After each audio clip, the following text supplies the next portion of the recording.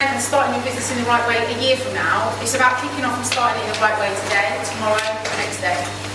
So property sourcing is the entry point to every single property strategy there is. And the reason for that is because whether you're sourcing a rent-to-rent, whether you're sourcing a development, whether you're sourcing a service department, you have to find it, research it, secure it, every single one of those things before you can actually go on and set up a business. So that's what we're going to kick off today. We're going to talk about how you do that and some of the steps that you can take to start introducing sourcing into your business. For those of you that are here, there's an email address on one of the flyers that you can give them as you walk in the room. If you email that kelly@Cogito-Wealth, I'm going to send you a PDF, which is a mind map of basically a roadmap of how to take a deal from start to finish. All different types of strategies, including things like compliance, legals, marketing, branding, negotiations, sales, and everything else is included in the process. So please send your email to that, and I'll make sure this comes out to you next week. So who am I? What qualifies me to stand up to you today? How many of you have seen me speak before? Wow, brand new to most of you. Okay, so I started my property journey officially about 10 years ago. I'm a traditional buy-to-let landlord. I've got buy-to-let portfolio in Milton Keynes, and about 2.5 years ago, 4 years ago, I got married, went on my honeymoon, and sat and wanted to do fun stuff. We were talking about should we go travelling, should we have children, all the things you do when you get married, right? And every single conversation we were having came back to, we've got no money. At the time, I was in about £60,000 worth of debt, credit card debt, good debt. My 0% clipped off, and I was really struggling to maintain it. I don't know if any of you can relate to that at all. It wasn't a very fun place. We've got some heads nodding. I remember it, honestly, very, very well. It's not a fun place to be, and actually at that point, I decided I need to do something about this. I need to learn something new. I need to introduce something else to my life that's actually going to make a difference, that can do it quickly, because I'm incredibly impatient, and would actually make enough of a difference that I was going to be able to just shift my life from where it was to where I wanted it to be. I decided that rent-to-rent was the strategy that I was going to go for. How many of you have heard of rent-to-rent? Okay. So for those of you that have heard or haven't heard, does anyone want to tell me what is rent-to-rent? Shout out. Rent it from a landlord to somebody else.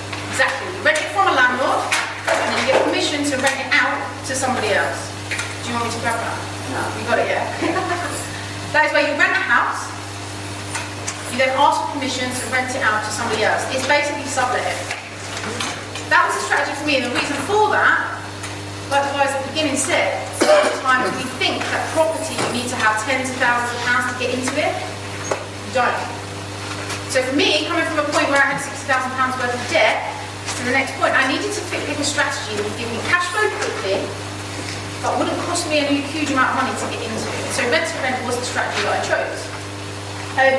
In the November of 2015, I started sourcing rent-to-rent, and I'm going to talk to you about what that actually is in a minute. In the January of that year, I realised that actually I wasn't too bad at it.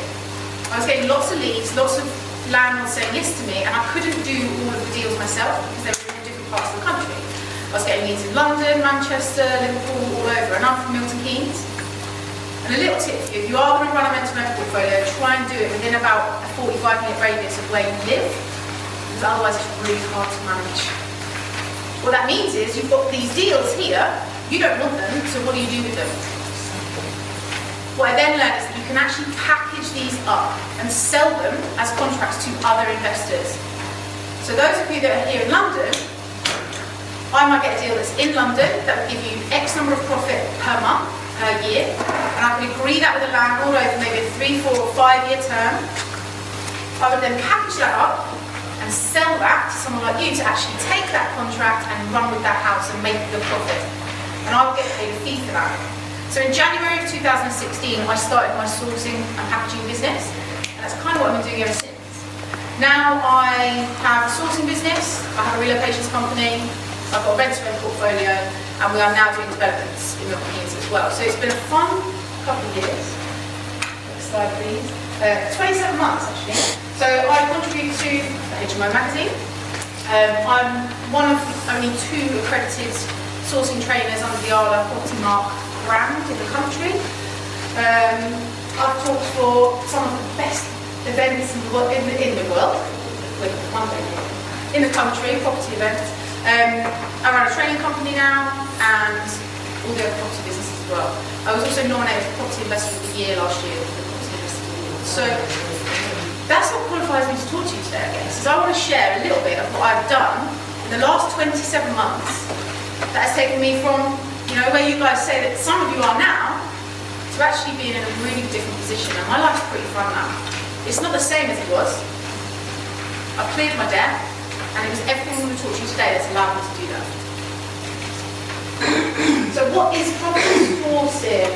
The activity of searching, discovering, researching, analysing and securing property deals. It's the sourcing part, whether you're sourcing to keep it or sourcing to sell it on, that process is the same. The only thing that changes is the different types of strategies. You have to appraise them in a different way. So a rent-to-rent, you would do the numbers in a different way to what you would do a development, for example. But the actual process of property sourcing is the same. It's just a system, a series of step-by-step processes that you have to follow. Okay, so I just mentioned to keep or to sell.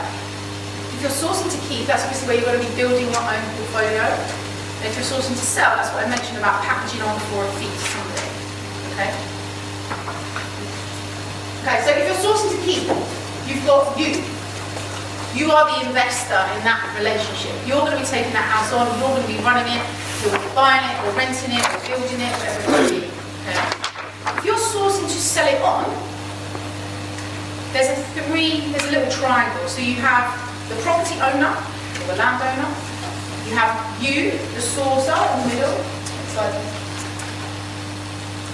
and then you have an investor who will pay you a fee for that. Now my fees average between £3,500 and £5,000 per deal. And in 2016 I built just under £100,000 packaging up deals for other people. Because I couldn't do it myself because I didn't have the money to at the time.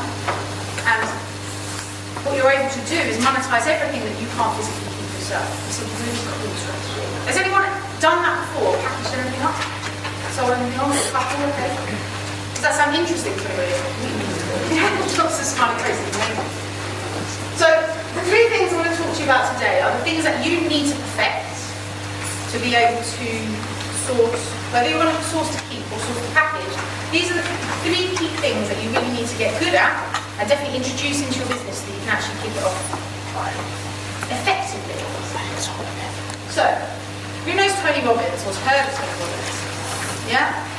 Now, love him or hate him, we all have mixed opinions of Tony Robbins, and that's fine. He says that if you want to be successful at something, find somebody that's already successful at it and model what they do. It seems quite simple, right?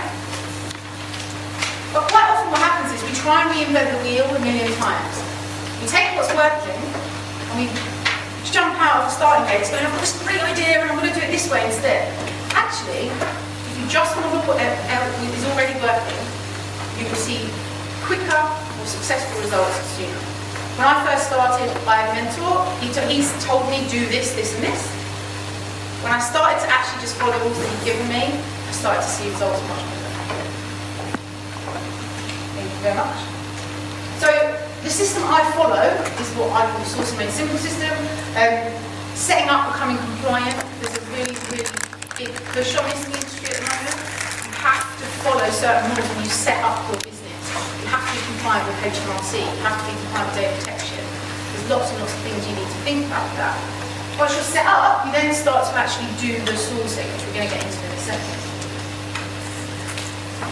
You make offers, you secure the property. Then, if you were going to sell it, you're going to secure it for yourself. At that point, you just start running the house or the project. If you're going to package it up, then you need to brochure it up. You need to market it out to the investor list.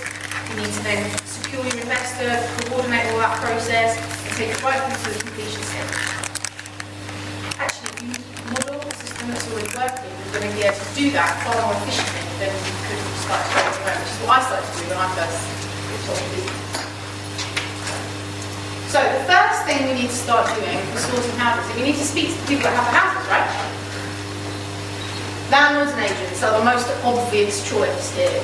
Now, who's ever run an agent? No. That's not true, because there's at least 2 people in the room that I know has definitely called agents before. Okay, who's ever run a landlord? Okay. For those of you that are kind of kicking off with this, why have you never called an agent?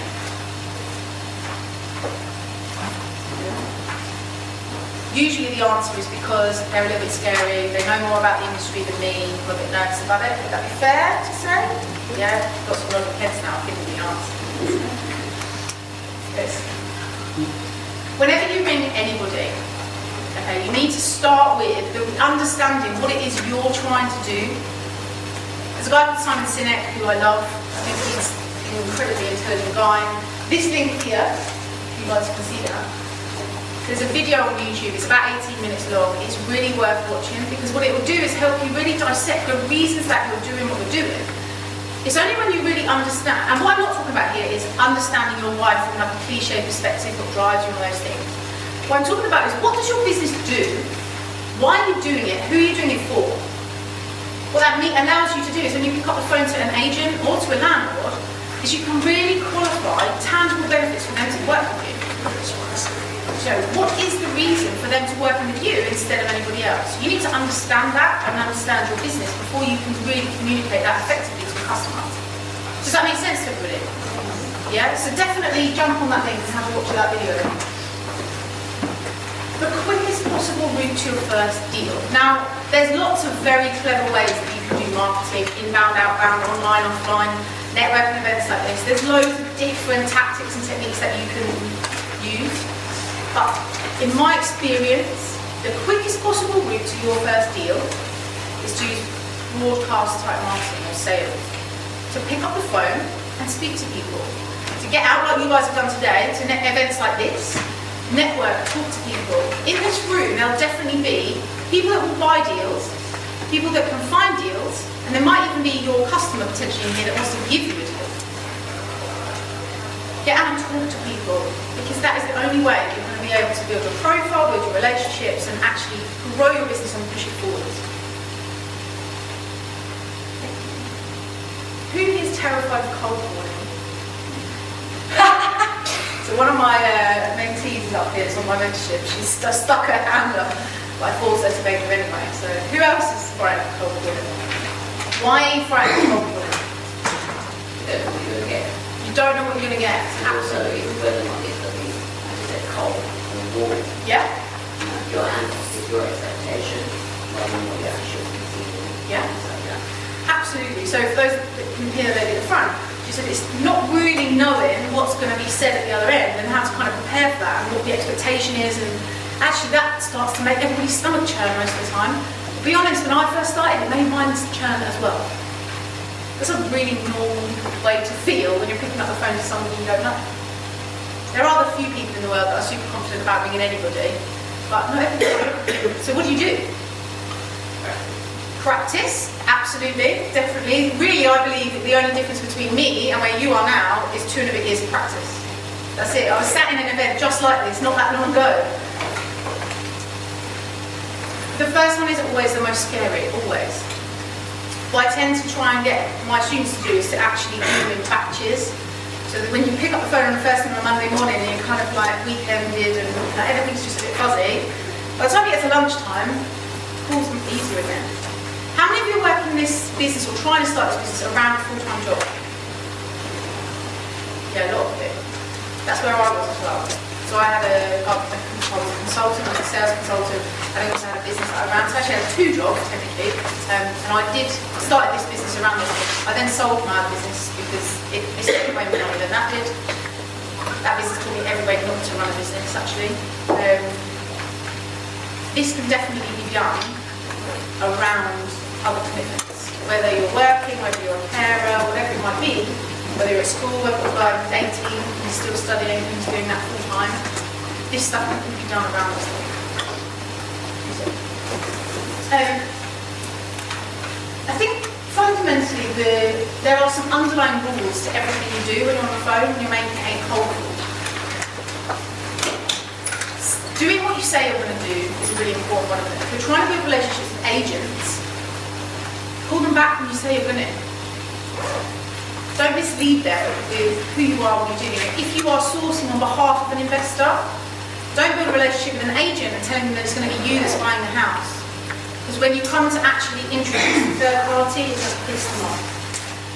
Those sorts of things are absolutely essential to building good relationships with agents and landlords.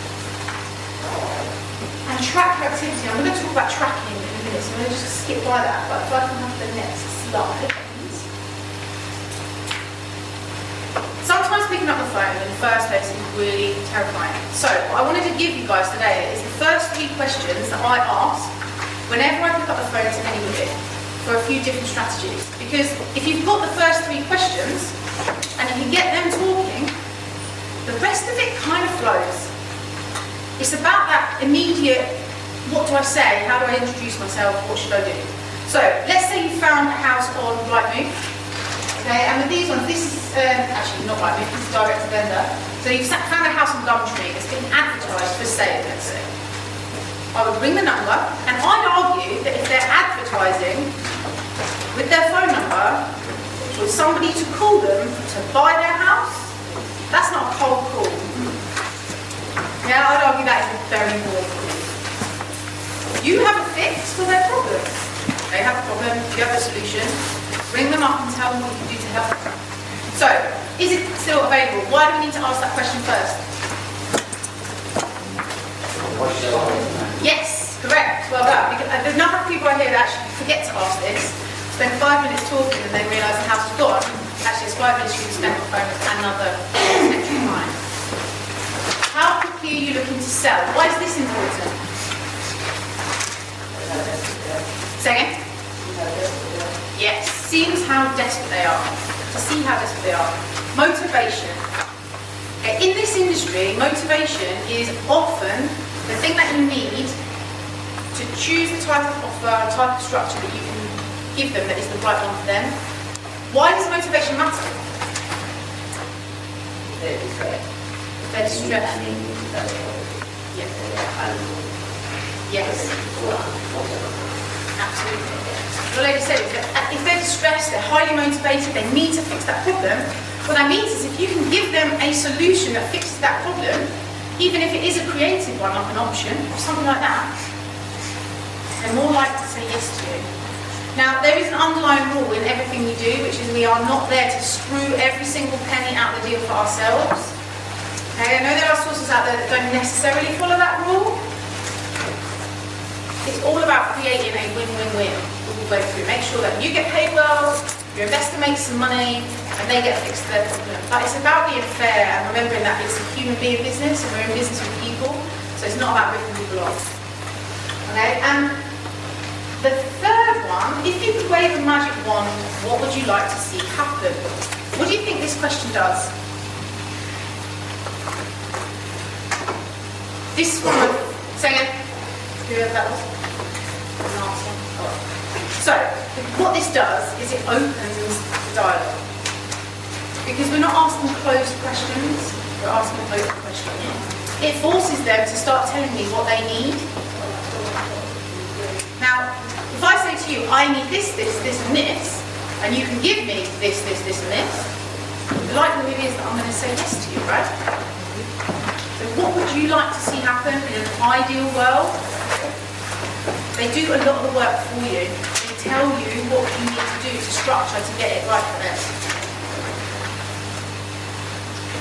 Rent-to-rent. So, those of you that are brand new to rent-to-rent, with rent-to-rent you make your money in the length of your contract. So actually, most rent-to-rents don't break even for the first 6 to 12 months. If it's for you to keep, then we would never really take a deal that doesn't break even before 6 months. If it's for you to sell on, so your investors break even, you've got a fee to factor into that setup cost. And we'd never sell a deal that doesn't break even before 12 months. So the first year is kind of a non-thing. Year 2, we start to make a bit of money. Year 3 is where it gets interesting. 4 and 5 is where it's amazing. So what we're always trying to do with rent-to-rents is secure 3 to 5 year terms, really, in an ideal world. Now, is the property still available? Same as the other situation. Would you be happy with a long-term tenant? At this point, if they are going travelling for 6 months and they're just renting their house out temporarily, you're going to really quickly know that there's no point wasting any time with that person because they can't give you what you need, which is 3 to 5 years.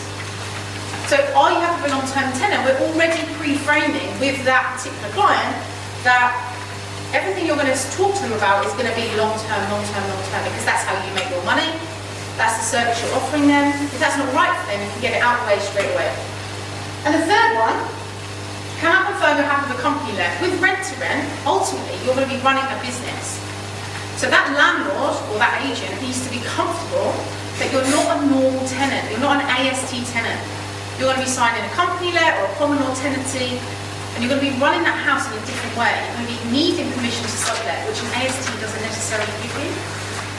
So by asking these 3 questions straight off the bat, what you're doing is actually setting the scene really well.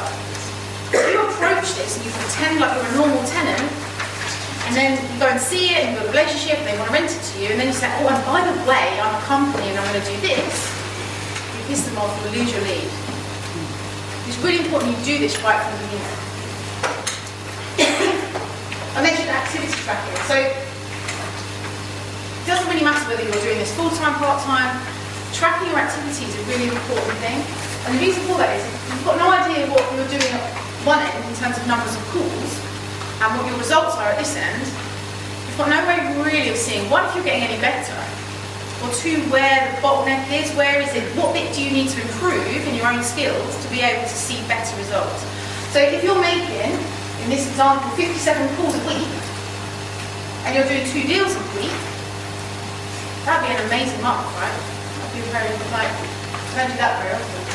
But if you have no idea how many calls you've made in a month, actually some months you do 1 deal, some months you do 3, some months you do none,